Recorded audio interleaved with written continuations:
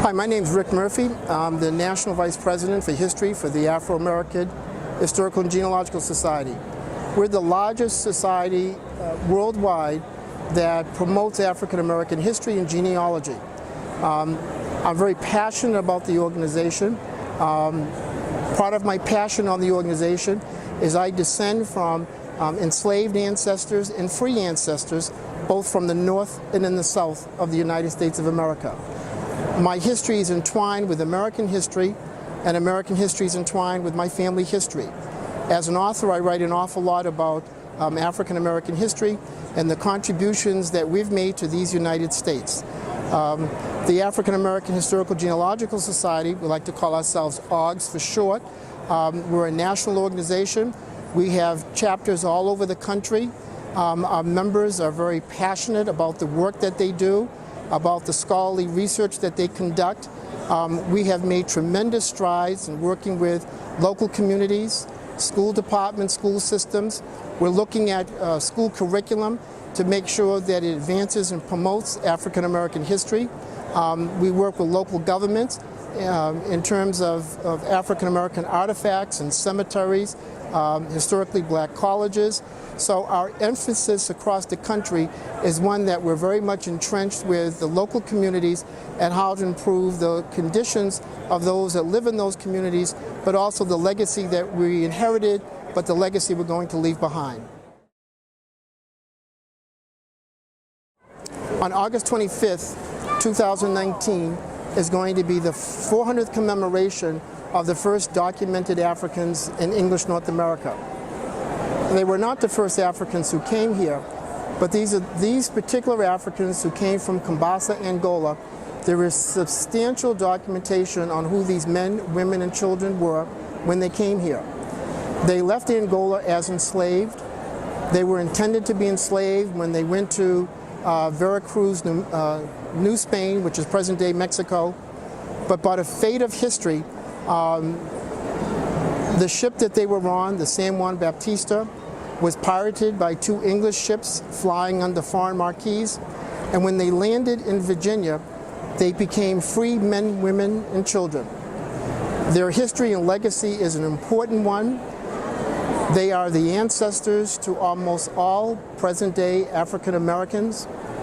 Their life is very different than the lives of millions of other Africans who were part of the antebellum slavery.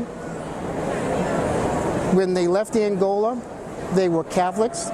They were highly educated.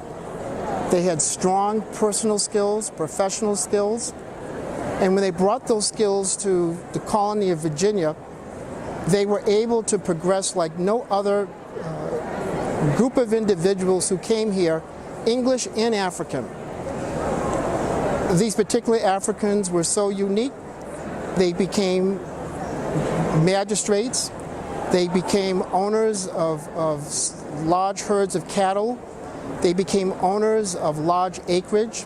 Anthony Johnson owned 2,000 acres of land. Juan Pedro became one of the heroes in Maryland. John Gowen became a magistrate. There's so much rich information about these particular Angolans. There was a very small window for the opportunity that these Angolans were able to accomplish. And unfortunately, upon their death was actually the birth of antebellum slavery that we've come to know today.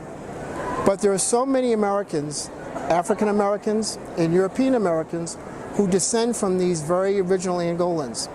So the 400th commemoration is a very historic moment in African American history.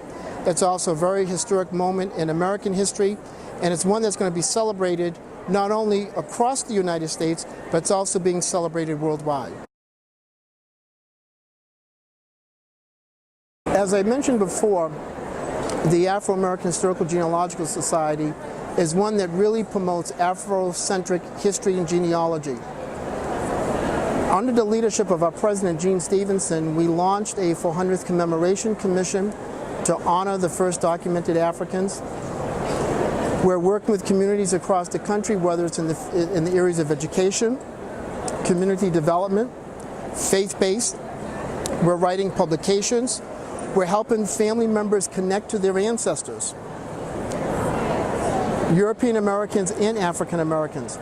So AAHGS is really on the forefront of changing the perception of a false narrative in terms of who we as African Americans are, in terms of what people perceive, but the reality in terms of who we are. I'm most fortunate to be aware that I am a descendant from two different ancestors who came here in 1619. And we're hearing more and more of people coming forward saying that they too have done their genealogical research to find out that they are descended from the first documented Africans. So AAHGS has really been in the forefront of this. We've done an awful lot to help connect communities, connect people to this very historic milestone.